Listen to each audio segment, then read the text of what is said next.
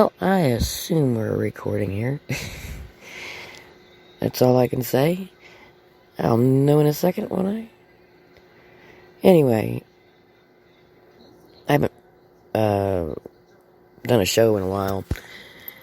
Just all the things going on in the world, they're really crazy, and maybe I'll talk a little bit about that when I finish telling you this really weird reptilian dream I had. Now, in my dream, I'm a 50-year-old woman, and I was with a young man who was in his late teens to early 20s. He was an adult, but he was a young fellow. And he was looking for a restroom, and he had a bicycle, and he moved his bicycle over to this step down. It was like a concrete walkway or something, and it stepped down. And when he did, his bicycle began to float because the whole lower area of this concrete, I guess it was like a park or something, was covered in water. And I was concerned about him going into the water, but the restroom was in the water. And he had to swim over to the restroom, which kind of makes it pointless, because, you know, if you gotta pee, you just pee in the water, and you'd probably do so anyway before you could even get to the restroom. A lot of things in this dream made no sense. But he swam over to the men's room and went inside, and I followed him, and I wound up sitting up on top of a sink that was attached to a wall to keep my feet out of the water because I felt like there were gators in it or something, or some sort of critter that would bite me. And when he comes back out, we're standing there, and there's a channel that's kind of flowing water, and there's this, what appears to be a human being or some sort of animal coming down the channel toward us. It's making weird huffing noises as it swims. And I thought it was a human at first, because it swam like a human. But then as it got closer, it looked more like a gator. Not with a long nose, but just the skin was very reptilian. And we tried to wait for it to pass, but it saw us, and it started coming toward us. And we had to kind of like swim our way out of this water area, hoping that it would stay in the water and not be able to come out, but it could. And it did, and it followed us. And we went across this very skinny bridge, and it chased us. And it came and attacked us from under the bridge. And there was a small child up there, and they tried to eat the child. And when it came up on the bridge, it was kind of laying down on the surface of the bridge. And it had a dagger strapped to its chest. And I grabbed the dagger, and I killed it with the dagger. And as I was stabbing it repetitively with the dagger, and the dagger was bouncing off of its hard reptilian skin, it laughed at me. And so its open mouth is where I stabbed next, and upwards into its brain, and it said to me, "Oh, you finally figured it out. You have to kill the brain." It was kind of like a zombie thing.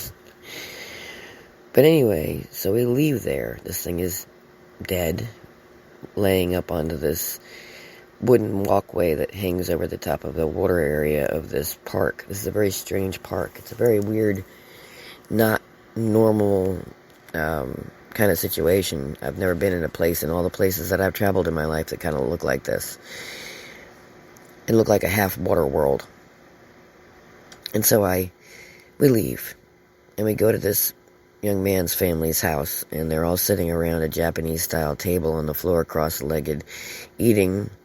And when we go to tell them to please be careful of these reptoid beings, they laugh at us and basically discount the whole idea.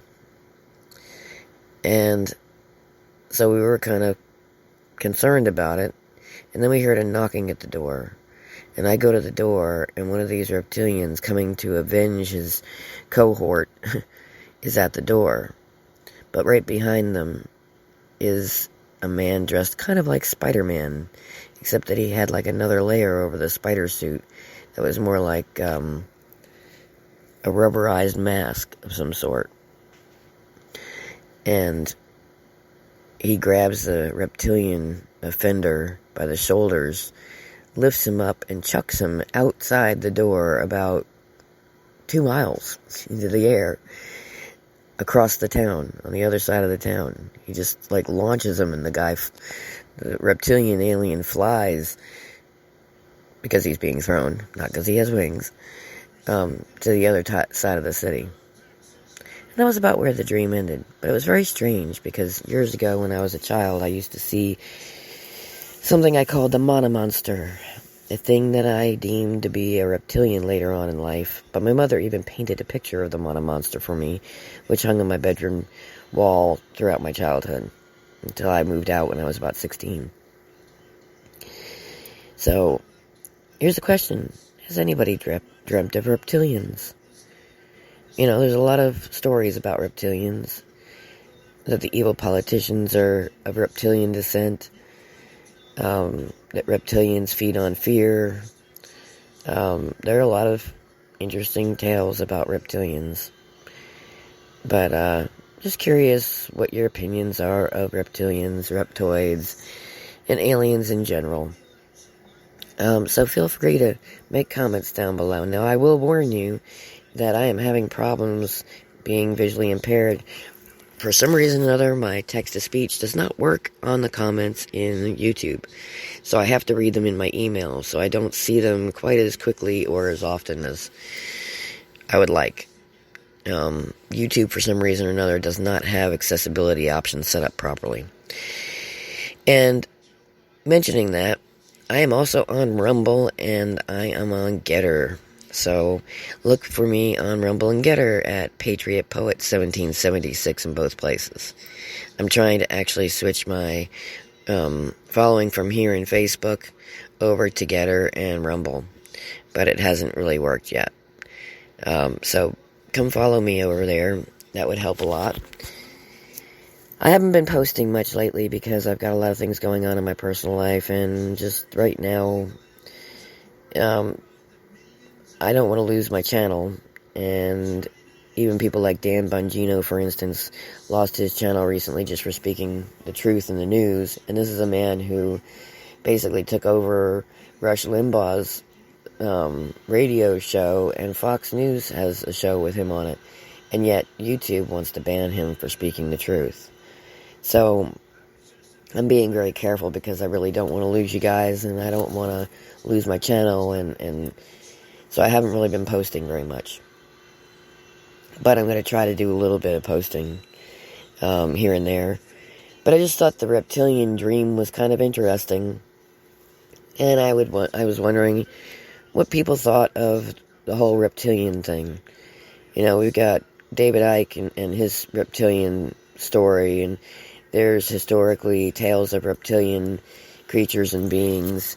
As a matter of fact, not far from where I'm at, there was, back in the 60s or 70s, there was a young man who, in South Carolina, who met a reptilian on the road, and it scared the living daylights out of him, and he reported it. He was a young fella, and he's still around. I've actually spoken to him.